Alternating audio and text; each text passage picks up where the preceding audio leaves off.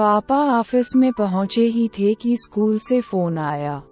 सुरीली आवाज में एक मैम बोली, सर, आपकी बेटी जो सेकंड क्लास में है, मैं उसकी क्लास टीचर बोल रही हूँ। आज पेरेंट्स टीचर मीटिंग है, रिपोर्ट कार्ड दिखाया जाएगा।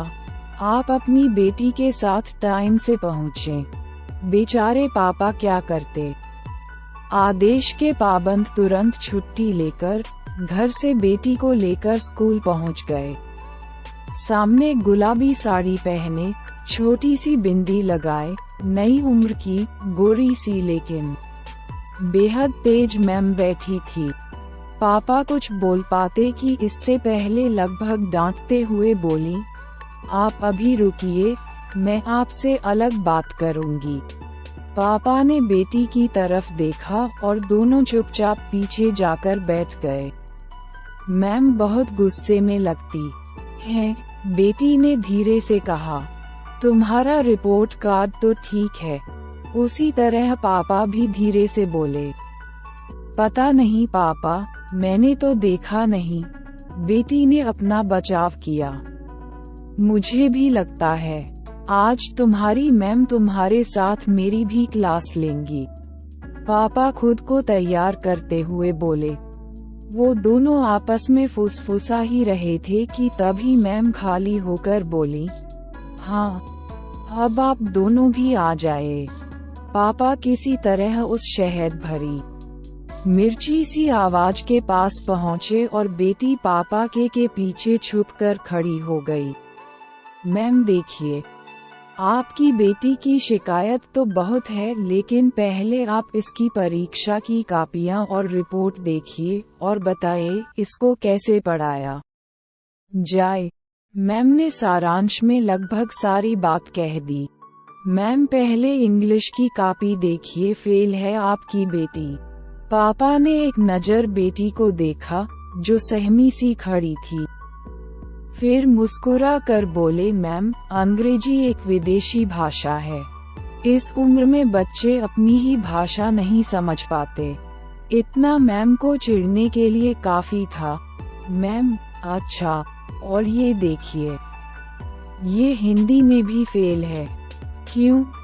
पापा ने फिर बेटी की तरफ देखा, मानो उसकी नजरें सॉरी बोल रही हों। पापा, मैम, हिंदी एक कठिन भाषा है, ध्वनि आधारित है। इसको जैसा बोला जाता है वैसा लिखा जाता है। अब आपके इंग्लिश स्कूल में कोई शुद्ध हिंदी बोलने वाला नहीं होगा। पापा की बात मैम बीच में काटते हुए बोली, अच्छा, तो आप और बच्चों के बारे में क्या कहेंगे? जो इस बार पापा ने मैम की बात काट कर बोले, और बच्चे क्यों फेल हुए ये मैं नहीं बता सकता। मैं तो, मैम चिढ़ते हुए बोली, आप पूरी बात तो सुन लिया करो। मेरा मतलब था कि और बच्चे कैसे पास हो गए, फेल नहीं। अच्छा छोड़ो, ये दूसरी कॉपी देखो आप। आज के बच्चे जब मोबाइल और लैपटॉप की रग रग से वाकिफ हैं, तो आपकी बच्ची कंप्यूटर में कैसे फेल हो गई? पापा इस बार कॉपी को गौर से देखते हुए गंभीरता से बोले, ये कोई उम्र है कंप्यूटर पढ़ने और मोबाइल चलाने की? अभी तो बच्चों को फील्ड में खेलना चाहिए। मैम का पारा अब 7वें आसमान पर था। वो कॉपियां समेटते हुए बोली, साइंस की कॉपी दिखाने से तो कोई फायदा है नहीं, क्योंकि मैं भी जानती हूँ कि एल्बर्ट आइंस्टीन बचपन फेल होते थे। पापा चुपचाप थे। मैम ने फिर शिकायत आगे बढ़ाई, ये क्लास में डिसिप्लिन में नहीं रहती, बात करती है, शोर करती है, इधर उधर घूमती है। पापा ने मैम को बीच में रोककर खोजती हुई निगाह से बोले, वो सब छोड़िए, आप कुछ भूल रही हैं। इसमें गणित की कॉपी कहाँ है? उसका रिजल्ट तो बताइए। मैम मुंह फेरते हुए, हाँ, उसे दिखाने की जरूरत नहीं है। पापा फिर भी जब सारी कापियां दिखा दी तो वही क्यों बाकी रहे। मैम ने इस बार बेटी की तरफ देखा और अन्य मन से गणित की कापी निकाल कर दे दी। गणित का नंबर और विषयों से अलग था 100%। मैम अब भी मुंह फेरे बैठी थी, लेकिन पापा पूरे जोश में थे। पापा हाँ तो मैम, मेरी बेटी को इंग्लिश कौन पढ़ाता है? मैम धीरे से, मैं। पापा और हिंदी कौन पढ़ाता है? मैम मैं।